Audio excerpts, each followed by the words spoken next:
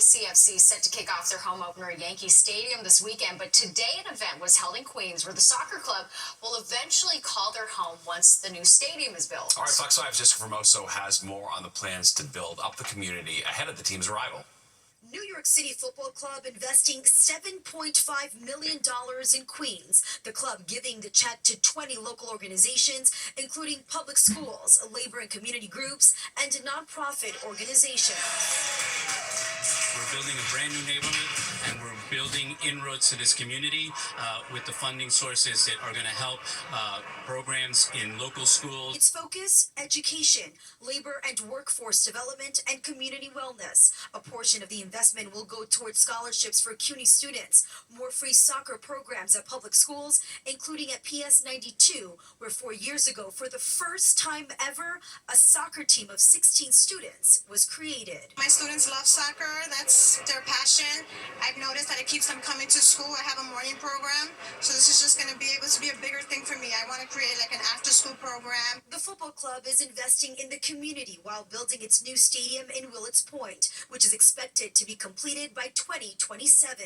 The project includes 2,500 units of 100% affordable housing and economic opportunity for those who live here. These programs give opportunity to local residents to come into apprenticeship programs, which are really pathways to the middle class. The announcement comes as the team is set to kick off their home opener at Yankee Stadium this weekend, knowing well that in just 2 years, they will have a place to call home.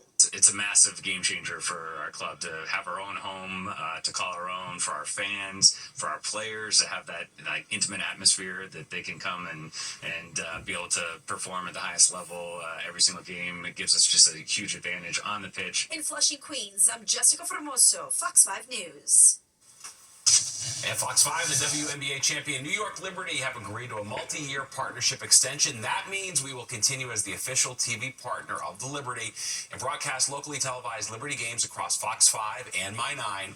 And all local games will stream on the Fox local app. Fox 5 will also host new weekly programming dedicated to the Liberty across all of our linear and digital platforms. You can expect to see even more game highlights and sports reports, along with feature segments on other digital shows and social media series. Very exciting. Yeah, that was a great season last year. All right, well, the search is on tonight to find a crew targeting pharmacies in the city. So far, 11 have been hit, and police want to find these guys before they strike again. Getting everyone to stay in their own lane in Central Park. The new overhaul that's coming to the Loop. Watching the 10 o'clock news. Tonight, police are on the lookout for a burglary crew that has hit mom-and-pop drugstores around the city. So far, they've hit 11 stores in Queens and on Long Island. And as Fox 5's Kendall Green shows us, police say they want to make sure they catch the crew before they strike again. Steven Centineo has had his smoothie shop for the last 4 years, considering himself fortunate lately, as recent burglaries have inched closer to his front door. The deli, I think, got hit once a year ago. Pharmacy got hit about a week or two ago. The most recent target close by at Randall Manor Pharmacy on February 19th. The NYPD says around 4:30 that morning, 3 men forced their way in, cutting the cameras, breaking through the gate and front door of the shop. They got away with $10,500 worth of drugs in a light-colored 4-door sedan. Former NYPD detective Michael Alcazar. And I think what they're probably trying to get the most is like the weight loss drugs. You know, there's definitely a market for that, like on Facebook. Police say it's part of a bigger months-long drugstore burglary ring, targeting at least 11 locally owned stores across the city since December 6th. That's when the trio broke a roll-down gate of a drugstore on Main Street in Flushing to steal $200 in lottery tickets. They hit their second store within an hour and 2 more about a week later. Then on the 15th the same month, they're seen on video around 6 in the morning, breaking into a drugstore on 108th Street in Elmhurst, Queens. While they didn't get anything that time around, they went on to hit 2 more stores around the city later that month, pocketing $2,400 in drugs. They're hitting all these pharmacies and then selling it, you know, into the underground markets. Centeneo's just glad his business hasn't had an appeal to thieves. We're not like doing $10,000 a day, you know, like some bars are doing. Alcazar shares those who could potentially buy the stolen products should be cautious. You don't know if these medications are still good. This could be dangerous for your health. Now, since roll-down gates alone may not be enough to prevent burglaries, Alcazar recommends businesses keep their alarm systems as updated as possible. If anyone has any information regarding the burglary ring, you're asked to contact the NYPD. That's the latest here on Staten Island. Kendall Green, Fox 5 News. Well, President Trump getting some huge blowback over his plan to sign an executive order shutting down the Department of Education. Trump says he wants the new Secretary of Education, Linda McMahon, to put herself out of a job. But McMahon recently admitted that closing the DOE would require an act of Congress. Hundreds of parents, even some school districts, reportedly say they will sue to overturn that executive order as soon as Trump signs it. The NTSB saying tonight the cockpit voice recorder on that medical transport plane that crashed in Philadelphia wasn't working and hadn't been for years. In a preliminary report, the agency saying that the recorder was recovered under 8 feet of soil and debris and then cleaned and repaired. The NTSB also confirming the crew made no distress calls to air traffic control before impact. 7 people were killed when the Learjet slammed into the ground just after takeoff on January 31st. Well, now to a horrific case of animal cruelty in Westchester County. 3 malnourished dogs found living in unsanitary conditions. All right, tonight a 33-year-old woman's been charged. Fox 5's Richard Giacobis is in Peekskill with more. It's been nearly 3 weeks since Gracie, Lana, and Giru arrived here at the SPCA Westchester. One between the ages of 1 to 2 years old and the other 2 around 5. Looked nothing like they do now. In fact, 3 weeks ago, all 3 dogs were close to death. We could see right away, as soon as they opened the door, we were able to see the emaciated dog. And you knew right there you had to take those dogs. Oh, we knew. Yeah, it wasn't even moving at that point. Acting on a tip, Humane Law Enforcement Officer Ernest Lungaro arrived at an apartment in Peekskill on February 21st, only to discover 3 helpless dogs emaciated, their ribs and spines clearly visible. Gracie, a pit bull, was just 27 pounds when she was found. The weight of a pit bull her size is nearly double that. 3 dogs were in a small crate. The crate was filled with urine and feces, so it was a really bad situation, and they weren't being fed properly, if at all. 33-year-old Shannon DeLegg was arrested and charged with 3 counts of animal cruelty. And while DeLegg waits for her next court date, the caregivers here at the SPCA are doing everything they can to give these babies a second chance at life. Lisa Bonanno is part of that team. Took a few hours to really thoroughly examine them, and we wanted to make sure that they were okay. They had to be hooked up to IVs because they were really dehydrated. The SPCA of Westchester has already gotten a number of calls from people who are looking to adopt all 3 of these dogs, but they're not quite ready for adoption yet. Lisa says that about 1 to 2 weeks they'll be ready for their first foster home. And fostering these dogs is more important than adoption, because fostering is that love period, that nurturing from a family, while the search begins for their forever home. Nothing replaces a home. The SPCA says it doesn't get these calls often, but if you see any type of abuse or neglect towards an animal, call their confidential animal cruelty hotline at 914-941-7797. You could save a life. In Briarcliff Manor, Richard Giacobis, Fox 5 News. Poor dogs. Wow. Well, Mayor Adams announcing a new community coalition today. It's called the Village Interagency Task Force. It will address issues like the sale of drugs, theft, and prohibited behavior in Washington Square Park and the surrounding neighborhoods. That task force includes more than 10 city agencies, including law enforcement and business leaders.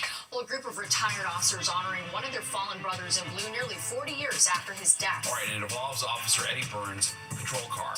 Plus, New Yorkers always encouraged to call 311 when they have a problem, but now there's a way to track how complaints are handled.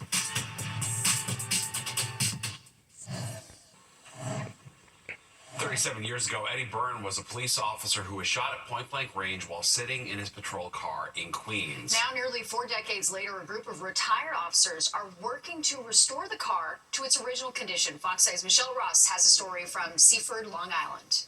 This is going to be a problem with us. Jason Caputo and John Schwartz are retired members of the NYPD who happen to be car enthusiasts, and they've got some work on their hands. Bump is a shot, but the $10,000 reward cop shot stick is still alive.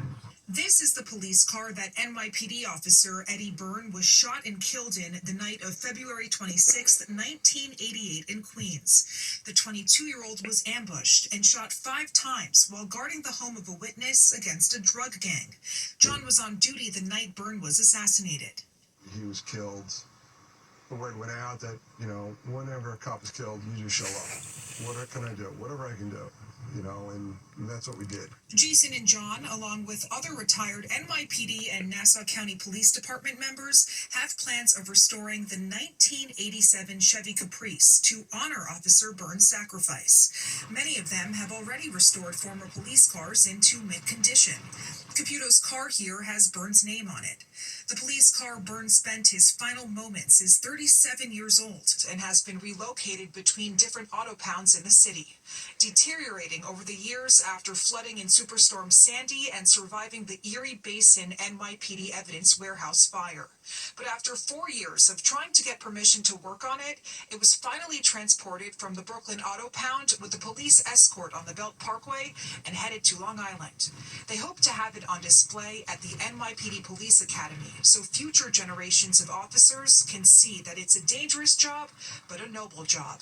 Knowing that an officer at the age of 22 was shot because of his uniform, because of the vehicle he sat in, and the job he was doing. We're looking at the bullet hole right now, Jason. Tell me, what significance is this going to have when it's in the police academy? All right, so this is going to be the highlight of the memorial. I want this part of the car to be shown because I believe that the bullet hole sends the most tragic message to anybody. It could cost up to $50,000 from private donations to restore. But if anyone can do it, they know what it takes. A lot of love. That's the first thing. A lot of respect. And then a lot of talent. And they are hoping to have the car restored in less than a year before the next anniversary on February 26th. And then immediately after that, have it displayed at the NYPD Police Academy in Queens. Reporting in Seaford on Long Island, Michelle Ross, Fox 5 News. A fitting tribute for sure. Well, could the jockeying for space between cyclists and pedestrians in Central Park finally be coming to an end? I hope so. That's the thinking behind a new overhaul of the famous loop. All right, plus, there's nothing more New York than calling 311 to complain. Now we're going to get the 411 on whether those complaints are actually handled.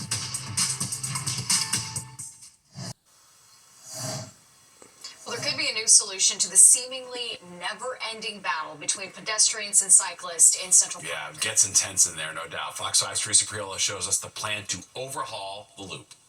The Great Central Park Loop, a historic part of Manhattan known for its 6 miles of paved roadway. Perfect for a walk or run or even a bike ride. The only problem is sometimes all of these things happen at the same time in the same lane. Depending on if there's like a big group walking and I just got to run around them going to the bike lane. So, you know, people definitely don't follow it always. I feel like this lane should be more wider because there are some people who are also like just touring the Central Park and there are people who are actually running. So we have to like move out in this bicycle lane, so I think it's kind of dangerous. The loop was created around the Central Park Drives, that's East Drive and West Drive. When they were designed in the 1880s, the only concern was horse-drawn carriages. Then came cars, and now e-bikes. The multi-million-dollar redesign aims to reconfigure the space for 2 main users, those on bikes of all kinds and those on foot. There will be a lane for walkers and runners, a slow bike lane, and a fast bike lane. We thought it was time to really take a fresh look at who's actually using the drives and try to create a set of road rules that make sense to people. The redesign tackles East 90th and East Drive all the way to West 96 and West Drive. There have been 41 reported crashes in Central Park involving e-bike or micromobility vehicles from July of 2022 to June of 2023 and 46 from June of 2023 to June of 2024. And so the time has come to rethink the road. This loop will be modeled after the improvements made to Prospect Park. I can see them wanting to update that, especially for new safety concerns like e-bikes and stuff like that. As for the actual road work, it'll begin on St. Patrick's Day, March 17th. It's due to conclude by the end of April. In Central Park, Teresa Priolo, Fox 5 News.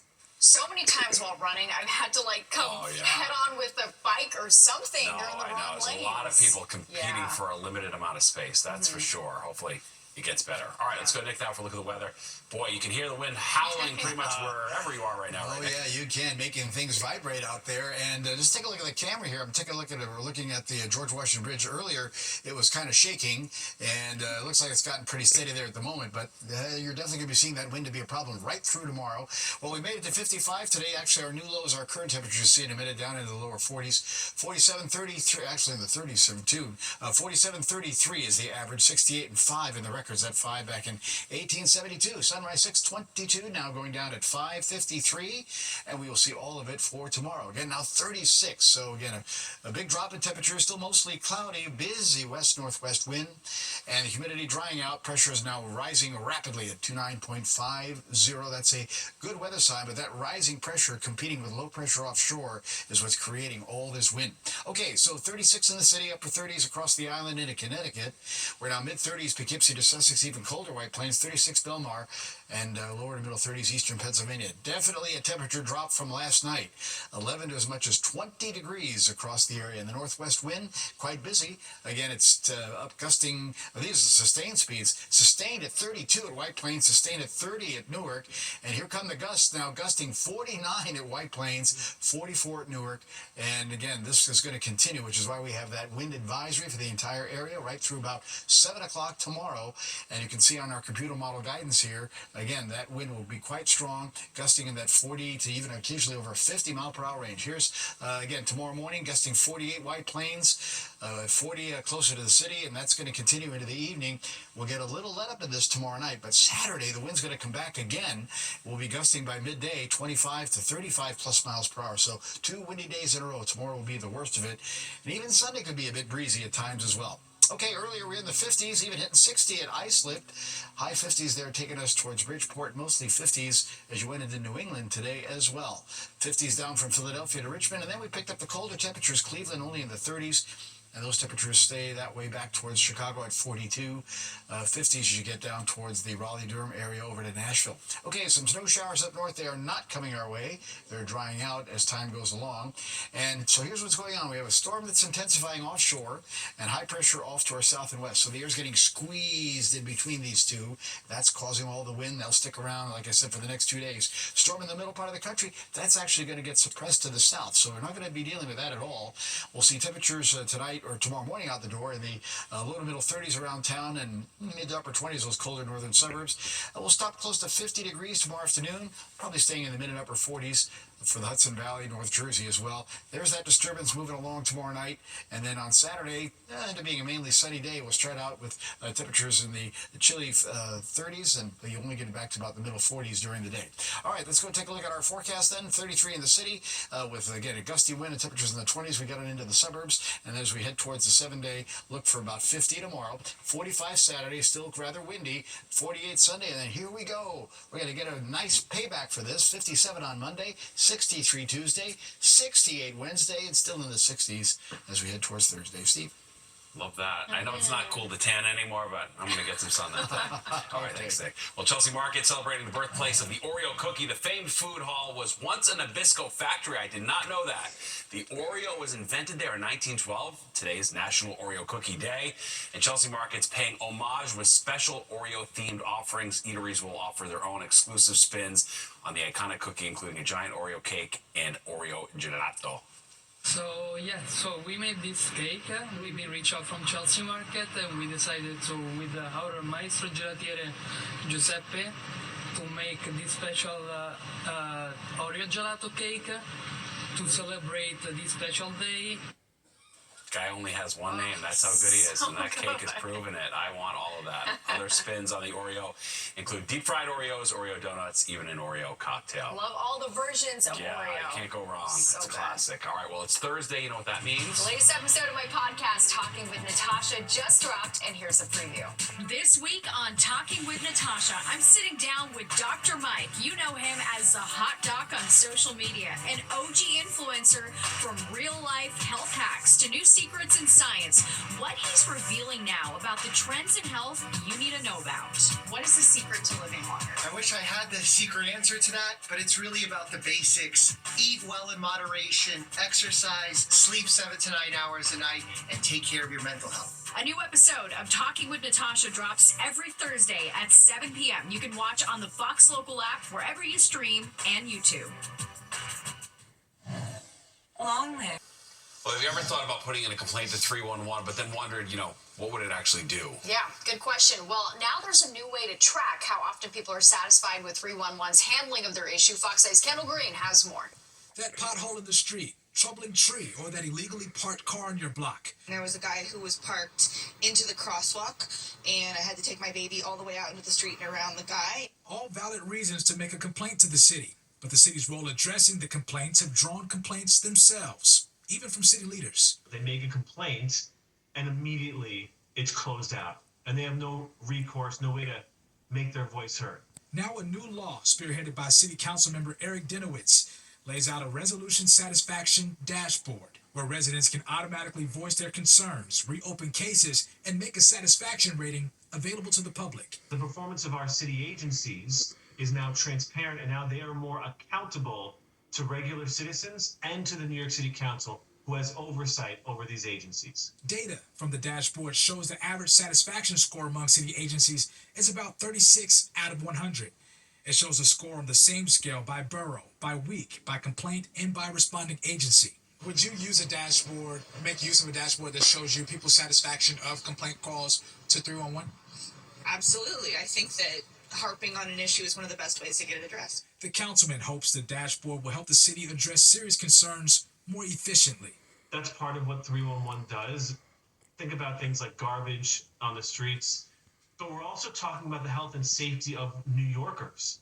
If there's no heat in your apartment during a cold winter's night, that is your health and safety. Now, to show your satisfaction of how an agency actually addresses your complaint, you have to take the survey. So they're encouraging you not to ignore it when it's offered to you. That's the latest here on the Upper East Side. Kendall Green, Fox 5 News. All right, very interesting. There's more than 10 o'clock news straight ahead. But first, here's a look at what's coming up next on Good Night, New York. Well, Monopoly's been virtually the same for decades now. A new version has game players in an uproar. The biggest complaint is all about the money. Cash has been replaced by a mobile banker app. Makers say it'll speed up the game and make it harder to cheat, but the players say the only thing it does is take the fun out. Cheating is fun. Yeah, exactly. And then bankrupting Good luck getting a refund with that when you send it to the wrong account. All right, let's go to Nick for final look at the weather, and it's going to be windy and cold tonight. And we like a 3-hour Monopoly That's right. game. Yeah, that's right. You're not in a rush. You're playing board games. You're hard up for entertainment. Well, it's a cold night, and it's a windy day tomorrow, so maybe if you have the time, play some Monopoly. We got 20s to about 30 tonight. Again, wind gusting 45, 50 miles per hour, as it will tomorrow. It'll be a sunny day, up in the high 40s, about 50, but still quite windy. Wind advisory in effect. Still windy Saturday, 45. A little breezy time Sunday, 48. And we jump from the 50s into the 60s as we go from Monday to Tuesday, Wednesday, Thursday. Very well. That 68 is looking good. All right, thanks, Nick. That does it for us tonight. If you missed any part of the 10 o'clock news, you can always catch an encore on our free streaming app, Fox Local. Have a great night. We'll see you tomorrow.